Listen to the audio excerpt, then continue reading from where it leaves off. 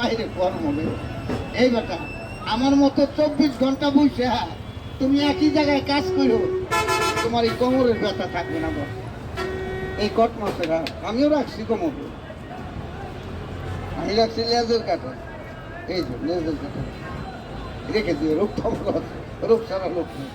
এটা কট মাছের হার বলে কোমরে ব্যথার জন্য। এই কট মাছ এই হার আমি আগে, আজকের কথা না, প্রায় 20-40 বছর আগের কথা বলছি। এগুলো আপনার দক্ষিণ হাতিয়া, উত্তর হাতিয়া, সিন্দ্বীপ এদিক থেকেই মাছ কাটে, ওদিক থেকে আমি কাটা নিয়ে আসতাম কিনে, আইনা বাড়িতে বসে মাঝখান দিয়ে এগুলো ফুটো করতাম, ওইটার মধ্যে গুণা ভরতাম, গুণা ভরে 2 আনা করে বিক্রি করতাম হাটে বাজারে, 4 পয়সা 2 আনা করে বিক্রি করতাম। এই কট মাছ এই কোমরে ব্যথার জন্য। একটু নিয়ে যাবে বাবা, তোমার কাজ হবে আল্লাহ রহমতে। এই না, এই যে টঙ্গিলতা গাছটা কিন্তু সোলার মতো দেখতে,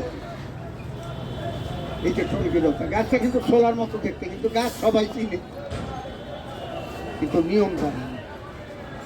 গাছ সবাই চিনে, কখন কোন গাছ আনবেন, কোন গাছের নিকটে কোন অবস্থায় দাঁড়াবেন, কখন গাছে এই গাছকে দাওয়াত করে আসবেন, আবার কখন কোন অবস্থায় দিয়ে ভাঙবেন, কিন্তু গাছ সবাই চিনে।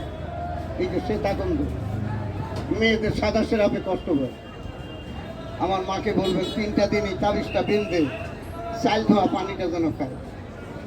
আমার মা কয়ে গেছে আল্লাহর রহমত, জীবনে মেয়ের সাদা সেরাপের রোগ থাকবে না। 3টা দিন যেন চাল ধোয়া পানিটা খায়।